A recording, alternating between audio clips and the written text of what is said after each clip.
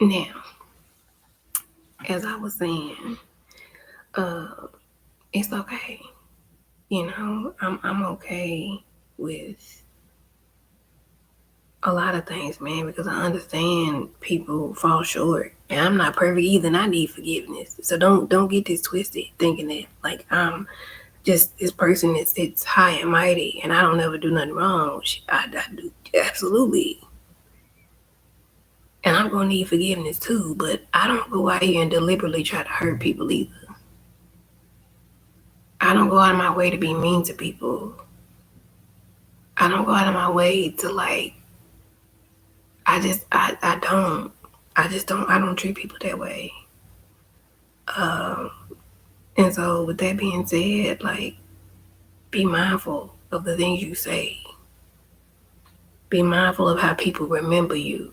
That you don't never know what may happen. And how God may bless the very people that you hating on. Maybe the very people that God used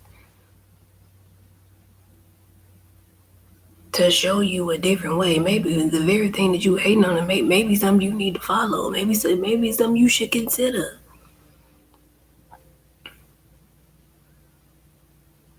I can't stand around. I can't be friends with people that gossip, man. I can't be friends with people that sit around and think it's cool to be bullies. When I think about these kids that, especially now, like social media and stuff, like people will get like, I be feeling so bad. I'll see these kids, even not even on just social media, but just in real life. Like I remember being on a trolley in California, and there was this girl, and she was obviously, I won't say where her sexuality was, but she was more on the masculine side, let's just say that. And there was a guy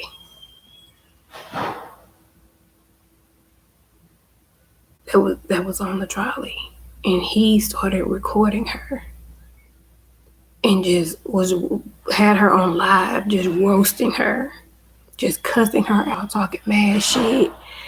And I was just sitting there like, and everybody was just sitting there. Nobody stood up for her. Nobody said nothing. And I couldn't say anything because I'm like, these kids will kick your ass nowadays. Just you better leave them kids alone. Now that Ritalin and ADHD, you leave these kids alone. Back in the day, we knew not to. We wouldn't dare like beat up an old person. Like we knew, because first of all, you probably knew your mama, your grandmama, and you wasn't gonna make it home. Well, by the time you made it home, your ass was grass. At least where I'm from, everybody do everybody. So even if you tried to do some slick shit, you was gonna get found out. But when I just seen how like he berated her and just recorded her and was just talking bad about her, like about her sexuality and sex toys and all these different things, he was just wearing her out on live. And she was like sitting there just in shame. And I'm like, that's the type of shit that make people want to commit suicide, because everybody ain't able to like deal with public shame and humiliation. They not. Everybody don't come back from that. Like for me, the good thing about it is most of the stuff that goes on behind the scenes about me, I don't never see it. I think that's how God wanted it. Like, yeah, there's a whole lot of stuff being said about you. There's a lot of group chats. There's a lot of stuff happening, but I've never seen any of it. I just get the dirty looks like, ugh. So that's as far as it goes. I've never seen anything. I don't follow people's social media. I don't make fake accounts. I don't try to see what's going on. That's none of my business. Your hatred for me is none of my business. So I've never seen it, but other people, like it, and maybe that's why God had it that way. Because like if you actually saw what people were saying, your feelings probably would be hurt. So maybe that's why I've gotten through it so well, because I've never seen it. I've never seen any of it. And I keep in mind, it's been going on since like 2017.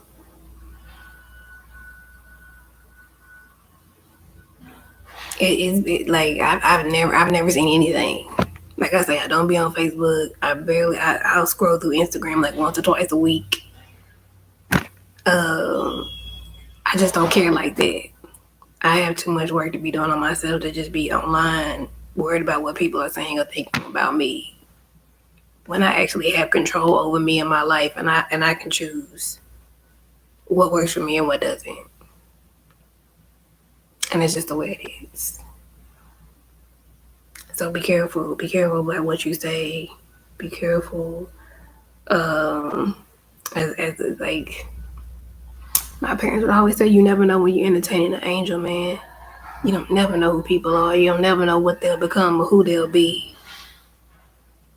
You don't never know, like, you just don't. You never know how the cookie may crumble. And you have to go back and eat all of your words, man. You're going to have to sit back and like, damn, like, am I really that bad of a person? Did I really do all that? Did I really have to say all of that? I keep telling y'all that shit. Just learn to be quiet. And if you have feelings of animosity about somebody you don't know, more than likely you're the problem. Because if you don't know somebody and they haven't done anything to you, and I've been a person where I've been in places and I'll see somebody and I'd be like, I don't think that would be a good person for me to be friends with. But would I ever mistreat them or I would like be looked? No. I would just check the room, use my discernment, and be like, you know what? I don't think this is going to go past this situation right here, right now. I wish you well. It was great meeting you, and I hope you have a great day. But as far as me doing the most, nah.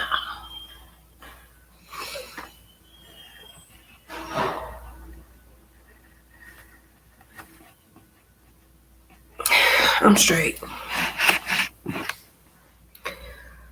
So, there was a great sermon that Jamal Bryant gave where he talked about the color purple.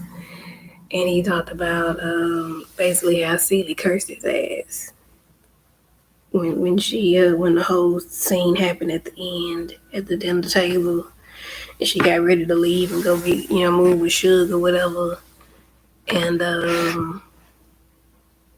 she was finna knife him up. She was finna gut him, and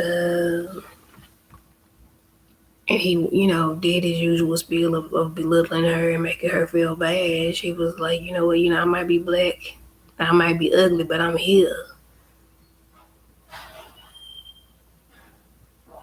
And in the sermon, he basically said she cursed him. She said she didn't just curse him like as a person, she cursed his thoughts. Do you know how serious that is for somebody to curse your thoughts? That everything you think about is going to feel like you can't even formulate it. Like, as soon as you think about it, it's over. I think I will go no. I think I'll do no.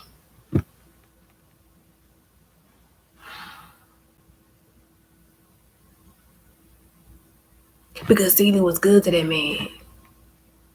Even he kept treating her like shit. He kept treating her like took care of them badass kids or when he abused her, he raped her, he cut her off from her family, he did all of that foolishness, and she was still good to him.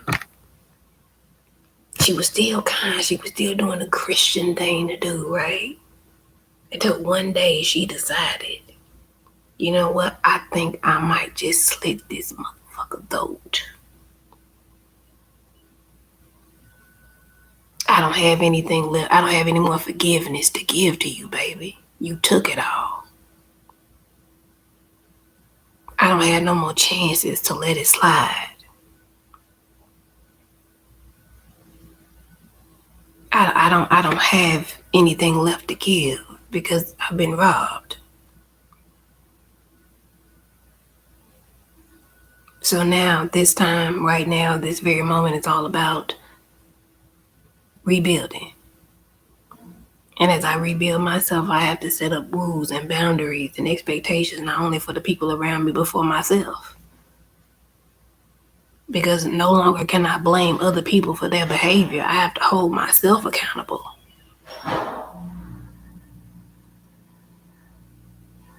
Because as much as you want to blame that person and be like, oh my God, like they're a terrible person, more than likely they wasn't shit from the begin with.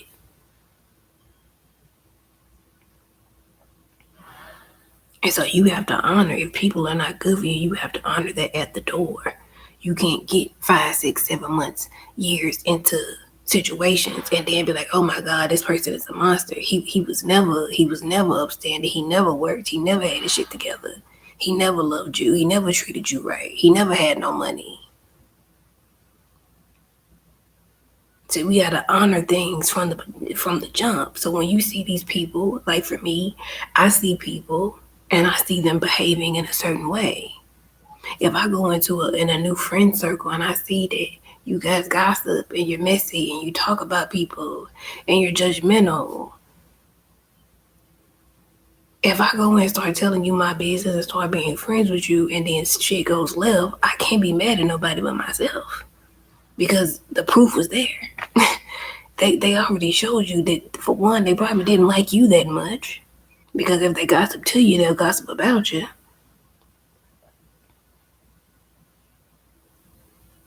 You have to honor people as they are. Don't try to put on rose-colored glasses and pretend like, oh, I didn't see it, I didn't know. Maybe let's offer them, benefit of the doubt. Like I said, the benefit of the doubt is never a benefit to you.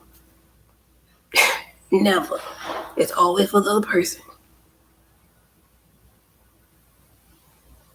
So let's get honest. Let's start telling the truth. Don't let it slide. Don't let it go. No, it's not cool. It's not okay. I'm not letting it go. I'll let it go. I'm going to let you go. You going to get up out of here. I'm kicking bitches out the condo like Pam. You got to get up out of here. You got to go. Like, what is it? Jazzy Jeff? Uncle Phil used to get kicking. You got to get up out of here. You got to go. Because you need to know when you step in front of Candice, you need to know she ain't tolerating no foolishness. You can't play well. You can't disrespect her. You can't do none. You need to come with your A game to be my friend. You need to come with your best, because that's what I'm going to give you. See, I'm not just asking you for something that I can't provide. And that goes for a relationship, a job, whatever. Know that I give 100% in everything that I do. So I expect it in return. And if I can't get it, then that's not where I need to be, because I know that I'm worthy of that. And whenever you're in situations where you're not getting reciprocity, you need to leave. I'm not accepting less no more. Absolutely not. I can't. I don't know how. I don't know how. I don't know how.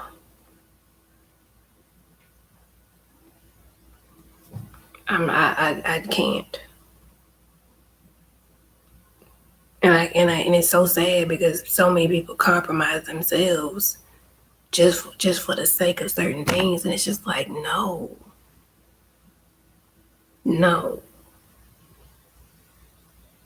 People are who they are because no one ever challenged them. Okay? And people like me have become who they are because they were mistreated and they went through stuff long enough and it forced them to change.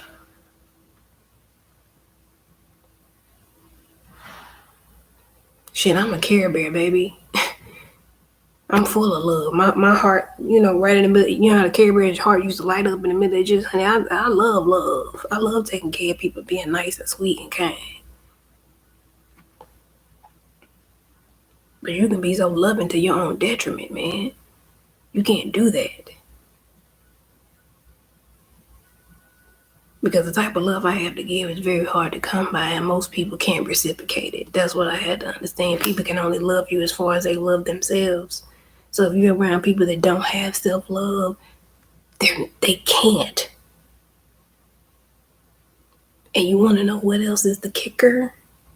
People that gossip and bully and abuse and mistreat people can't love themselves, because people that love themselves don't do that kind of shit. I promise you, people that love themselves, they not in the middle of no foolishness because they know that they better than that. People that actually see themselves in a higher regard and want better for them, they don't get involved with mess and foolishness. They don't want drama and confusion in their life. They don't want to be around that shit. They don't want to hang with those type of people. I don't care what nobody say. I don't care. That's why you find a lot of people by themselves. You think, oh, you just single because you single. No. It's for safety.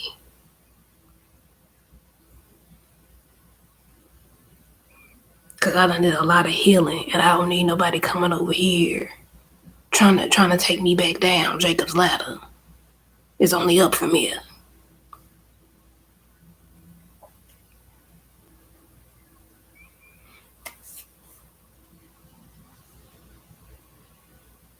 I hope this information has been useful to you.